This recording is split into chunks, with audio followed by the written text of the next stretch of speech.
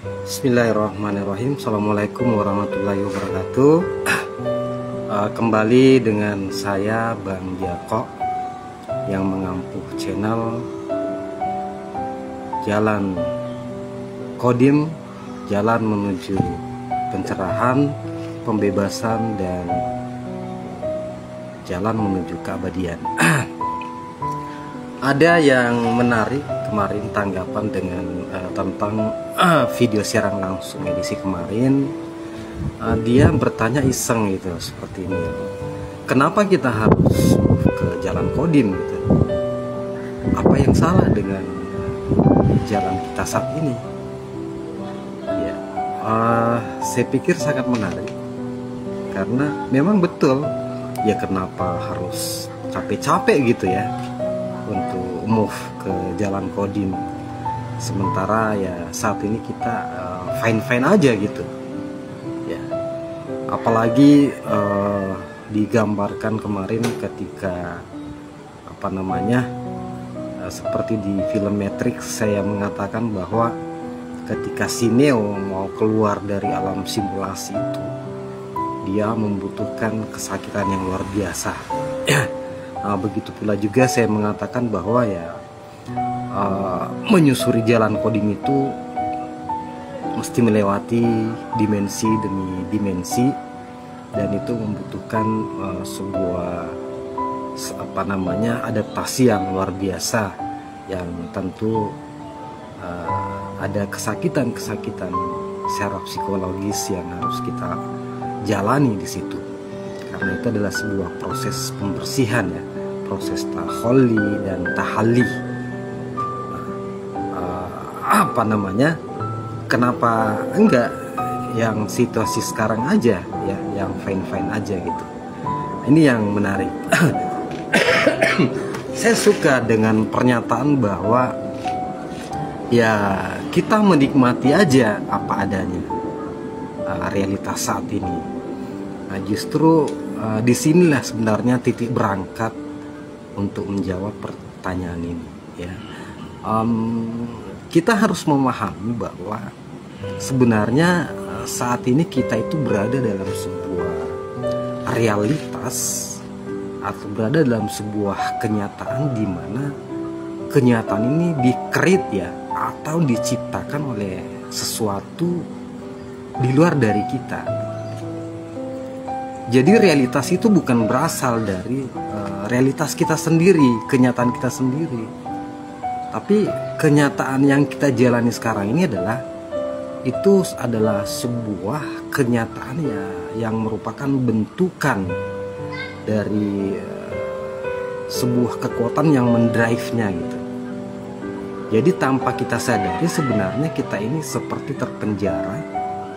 Kita seperti berada dalam sebuah kerangkeng. Kita ibarat sebagai seorang penumpang di mana ada yang mendrive-nya, yang mengendalikan ini. Saya teringat dengan seorang filsuf dari Prancis ya, yang di tahun 1980-an sampai 1991 itu pernah mengeluarkan kajian-kajian yang bertema simulakra, simulation, dan hiperrealitas. Ya, namanya beliau adalah Jean Baudrillard. Nah, di situ Jean Baudrillard ini sudah menyadari bahwa sebenarnya kehidupan modern saat ini adalah sebuah kehidupan yang berupa simulasi ya. Jadi dia memperkenalkan yang namanya istilah hiperrealitas, hyperreality. Hiperrealitas itu menurut Jean Baudrillard adalah sebuah situasi di mana simulasi itu menjadi lebih nyata dibanding realitas itu sendiri. Jadi ada dua hal ya. Yang pertama, ada sebuah realitas yang sebenarnya, dan yang kedua ada sebuah tiruan dari realitas yang sebenarnya. Nah, yang dimaksud hiperrealitas itu adalah justru tiruan itu menjadi lebih nyata dibanding realitas sendiri yang dibuat, yang ditirukan itu. Ini jadi menurut dia bahwa di kajiannya itu dikatakan bahwa kekuatan kapitalisme, ya, kekuatan kapitalisme ini itu mencoba mengkreat sebuah situasi dengan lewat media dan sebagainya, itu kemudian menciptakan sebuah situasi yang menghegemoni kehidupan manusia pada saat itu, ya. Itu yang kemudian menu-menu ditawarkan dari berbagai macam media, event-event dan sebagainya, ya. Itulah yang kemudian masuk ke alam bawah sadar manusia. Kemudian itu yang menciptakan hasrat yang luar biasa untuk memenuhi semua keinginan yang sebenarnya di-create dari situasi yang diciptakan oleh si kapitalisme itu. Nah, di situ tanpa mereka sadari bahwa mereka mengikuti itu tanpa bisa mendrive sendiri gitu, ya. Nah, ini yang disebut seperti yang di film The Matrix itu, yang disebut Neo sebagai situasi di mana dia seolah-olah tidak bisa keluar dari takdirnya karena terpenjara oleh simulasi itu. Nah, ini yang menarik karena ketika itu kemudian membuncah dan menumpuk di alam bawah sadar kita, semua menu-menu yang ditawarkan tadi itu seolah-olah kita seperti tidak bisa lepas. Nah, ini yang terjadi, makanya muncullah fenomena hiperrealitas tadi, di mana kita tidak bisa lepas sama sekali. Ya, kita seolah-olah menganggap bahwa itu adalah sesuatu yang fine-fine saja, ya, tidak ada masalah gitu. Malah kita asik dengan situasi seperti itu, ya, karena memang alam bawah sadar kita sudah menciptakan keasikan itu, dan kita tidak menyadari sama sekali realitas itu. Jadi yang dikatakan oleh Jane Butler tadi, bahwa simulasi menjadi sesuatu realitas yang lebih nyata dibanding realitas yang sebenarnya, itu betul-betul terjadi, ya. Dan kajian dari Jane Butler ini itu sudah ada di tahun 1968, ya, pertama kali ketika dia mengeluarkan karyanya. Kemudian di tahun 1970 di situ diterbitkan kajiannya tentang simulacra, simulation dan hyperreality sampai di tahun 1991. Nah, situasi itu tahun demi tahun kemudian terus berlangsung, ya. Jadi sebenarnya fenomena ini bukan fenomena terjadi ujuk-ujuk pada saat ini, tetapi itu sudah berlangsung lama dan malah sudah muncul kritikannya dari para filsuf sebenarnya, ya.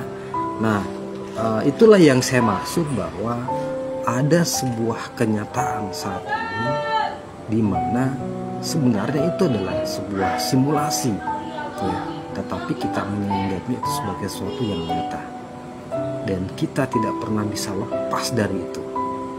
Dan yang paling parah saat ini, ketika perkembangan teknologi komunikasi semakin luar biasa, fenomena itu kemudian memapar hampir seluruh lapisan masyarakat, mulai dari segala usia dan segala jenis kelamin, bahkan sampai menembus bilik-bilik yang sangat-sangat pribadi. Semua tidak bisa lepas dari itu. Dan sekarang bukan lagi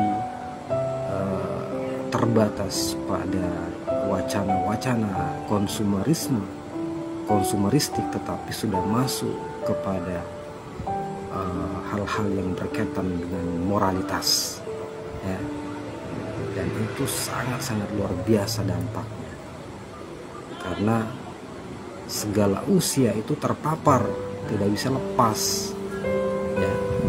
Nah, yang jadi pertanyaan kemudian, bagaimana bisa lepas dari situasi seperti ini? Bagaimana bisa keluar dari yang disebut oleh Jane Bardiller sebagai hyper reality? Disitulah kemudian pentingnya kita mencoba untuk menapaki jalan kodim.